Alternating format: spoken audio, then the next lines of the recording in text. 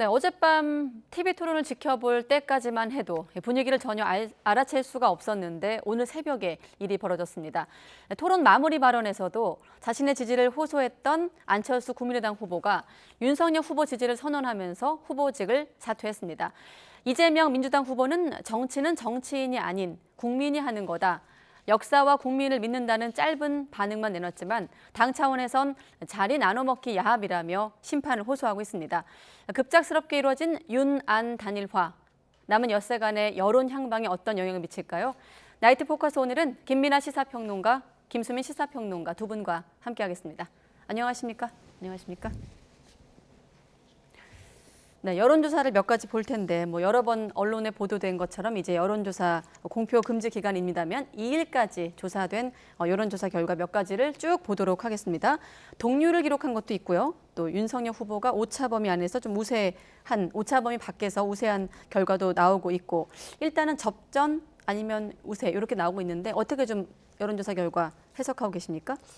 네, 결국에 돌고 돌아서 계속 이렇게 저울질하는 대선이 되고 있는 것 같아요. 좀 시기를 앞당겨서 돌아보면 작년 이맘때 3월 초가 굉장히 이번 대선에서 하나의 중대 고비였었는데, 그때 윤석열 후보가 검찰총장을 사퇴를 했었고 또 LH 사건이 터지는 그런 일이 있었습니다. 그러면서 민주당이 기존 주류 이미지를 갖고 있었던 이낙연 전 대표 지지율이 좀 하락을 했고, 민주당의 사실상의 1위 주자로 이재명 후보가 뜨는, 그래서 두 사람의 지지율이 지지율 그래프를 살펴보면 그때부터 이미 붙어가지고 다닌 것이고, 1년 동안 수많은 사건들이 있었는데 결국에 지금 이 결과로 이어졌다라고 볼 수가 있는 거겠죠. 그리고 이제 단일화 문제가 계속해서 선거 막판에 변수가 됐고, 이 부분이 네. 이제 안철수 후보 지지층을 흔드는 이런 압력이 되었는데, 근데 흔들어도 이제 오늘 단일화가 되기도 했지만 단일화 이전에도 흔들어도 이제 그 지지층이 빠지더라도 양 후보에게 좀 고루 빠지는 것이 있고, 그리고 설령 안철수 후보가 조금 반등을 친다 할지라도 양 후보 쪽에서 다 끌고 오는 게 있었거든요. 네. 그러다 보니까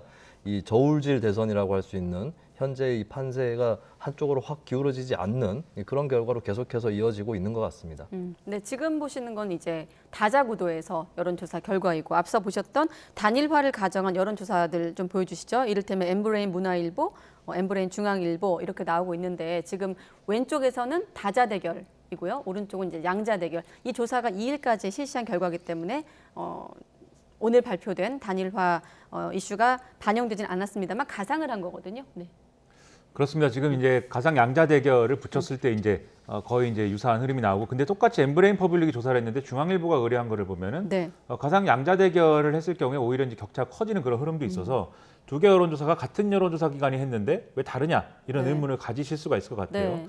첫 번째로 두 여론조사가 다른 점들이 있습니다. 뭐냐면 표본수가 일단 다릅니다. 그래서 문화일보가 의뢰한 여론조사는 이제 1000여 명 정도의 표본수를 갖고 있고, 지금 보시는 조사 결과? 그렇습니다. 예. 그리고 중앙일보가 의뢰한 것은 이제 한 2000여 명 정도 의뢰한 그 표본수가 달라서 오차 범위 자체는 중앙일보가 의뢰한 여론조사가 좀 더 적고요. 네. 다만 이제 중앙일보 여론조사에서는 그래도 문화일보보다 약간 더 이 보수 표심이 조금 더 잡힐 수 있는 게 유선 전화가 일부 포함되어 있습니다. 그래가지고 이런 차이가 있기 때문에 결과적으로는 이렇게 좀 똑같은 기관이 했지만 네. 여론조사 차이가 나타나는 거다라고 보셔야 되겠는데, 네. 여기 또 하나 사실은 좀 중요하게 보셔야 될 게, 지금 이런 여론조사들이 이 안철수 후보가 사퇴 선언을 하기 이전에 어쨌든 이루어졌다는 겁니다. 단일화를 가정했더라도.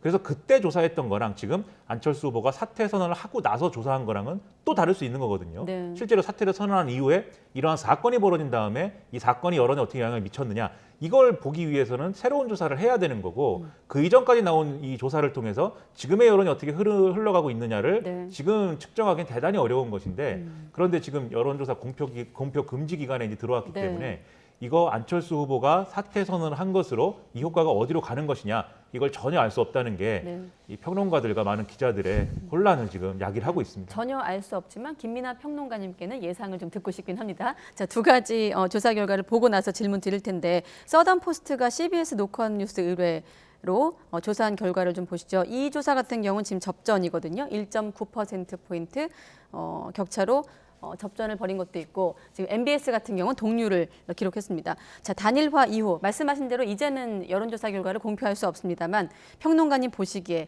단일화 이번 이슈가 여론에 엿새 남은 대선에 영향을 어떻게 미칠 거라고 보십니까? 분명한 거는 이제 윤석열 후보로서의 이제 호재인 거는 분명하죠. 이게 네. 어쨌든 간에 그동안 정권 교체를 바라는 이 유권자층이 컸기 때문에 그 바람에 어떤 호응하는 측면이 있다는 점에서는 분명히 호재일 텐데 그런데 기대했던 것 정도의 시너지 효과가 날 것이냐 그렇진 않을 것이다 이렇게들 많이 생각하는 것 같습니다. 네.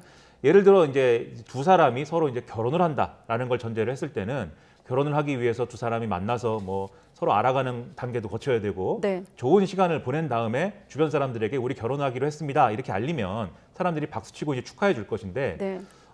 바로 직전 날까지 서로 뭐 이렇게 싸우다가 저 두 사람은 결코 한 하늘 아래 살 수 없을 것 같다 이런 생각을 하게 만든 후에 갑자기 다음날 청첩장을 돌리면서 우리 결혼합니다라고 하면 주변 사람들이 걱정하지 않습니까? 네. 그리고 왜 이런 결혼은 왜 하게 된 것일까? 의구심을 갖게 되고 그래서 지금 이제 안철수 후보 지지층 상당히 혼란에 빠져 있는 상황이고 네. 지금 뭐 탈당 러시가 이뤄진다 그러고 항의를 많이 하고 있는 그런 상황이어서 네. 이 안철수 후보와 윤석열 후보 지지율이 합이 이제 1 더하기 1이 2가 되는 거냐에 대한 지금 의문이 커져 있는 상황이에요.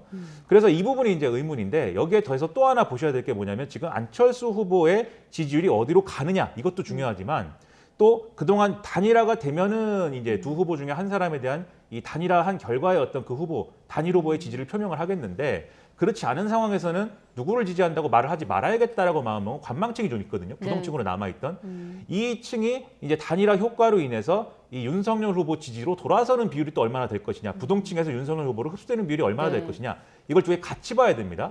근데 이거는 이제 공표 금지 기간이 됐기 때문에 예상할 수는 없는 거지만 네. 이것도 이제 윤석열 후보로 가는 표심이 있을 것이고 오히려 이제 이재명 후보로 가는 표심도 있을 것이고 네. 안철수 후보의 지지율과 마찬가지로 좀 여러모로 움직이는 흐름들이 있을 겁니다. 그래서 결과적으로는 이것이 결과적으로 윤석열 후보에게는 소폭의 어떤 이 지지율의 상승세가 되리라는 것은 분명하지만 그게 격차를 크게 키우는 것은 아닐 것이다. 이렇게 네. 생각이 되고요.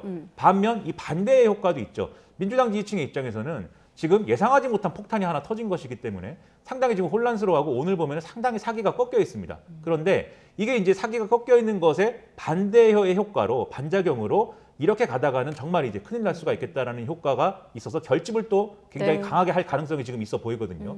이것까지 다 고려하면 이 단일화가 선언되기 이전까지의 여론조사 결과가 박빙의 어떤 이 예측할 수 없는 상황이었기 때문에 다시 또 박빙의 예측할 수 없는 상황 속에 들어온 거다라고 생각할 수밖에 없는 겁니다. 네, 요 얘기는 잠시 뒤에도 단일화를 분석할 때 조금 더 연장해서 들을 수 있을 것 같고 지금 지지도 화면을 놓고 봤을 때 지금 평론가님 얘기는 안철수 후보 지지율이 9%, 8.6으로 잡히고 있지만 이 지지율의 어떤 표심만 분석할 것이 아니라 한 20% 안팎에 되는 그 부동층의 표심이 어떻게 될 것인가가 관건이다 이런 설명이었거든요. 네. 네, 그 부동층을 뭐 빼고 보더라도 안철수 후보 지지층만 보더라도 네. 여러 방향으로 흩어질 것이기 때문에 저도 뭐 김민하 평론가님하고 비슷한 의견으로 네. 한쪽에게 더 유리하다 이런 보장은 없다 이런 말씀을 드립니다. 다만 이제 김민하 평론가님이 지적하셨던 단일화의 시점이 늦었던 거 이것이 이제 사람들에게 좀 설득력 있게 다가갈 수 있겠느냐 이런 취지의 말씀을 하신 것인데 저는 이제 좀 거꾸로의 측면도 있다고 볼 수 있을 것 같아요. 아까 네. 전에 이제 결혼에 비유를 하시면서 결혼하기 전에